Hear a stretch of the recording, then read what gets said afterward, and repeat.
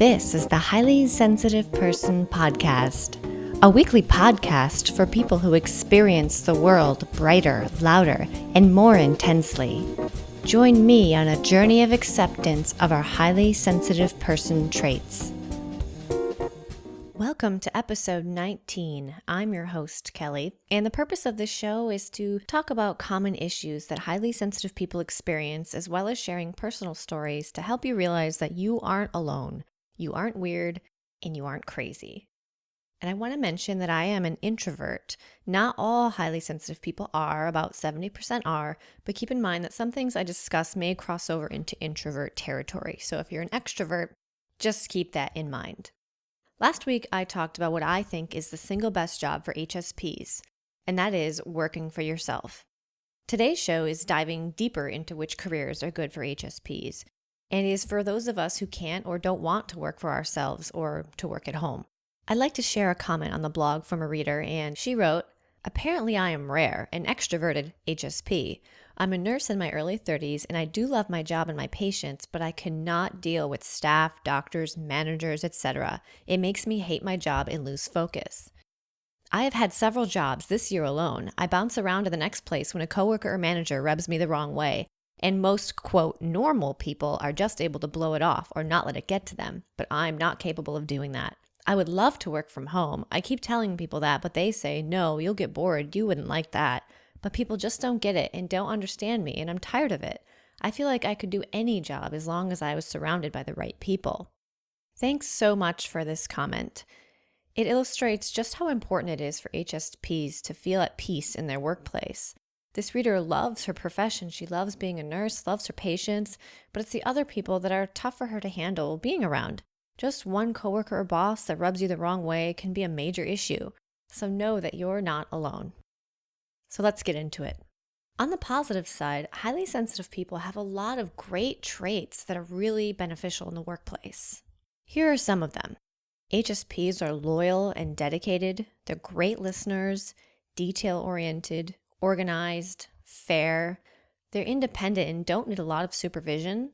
They're able to deeply process and think about problems, and they're sensitive to the needs and emotions of the people around them.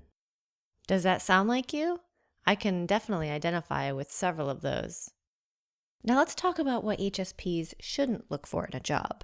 You may want to avoid jobs that are primarily sales-focused, that include a lot of confrontation, that deal with people nonstop, are risky, are cutthroat or competitive, are strictly measured or timed or controlled, take place in a loud, hectic environment, consists of primarily collaborative group work versus individual work, or is comprised of ongoing monotonous work rather than individual projects, or are only about making money and don't really jibe with your principles or interests.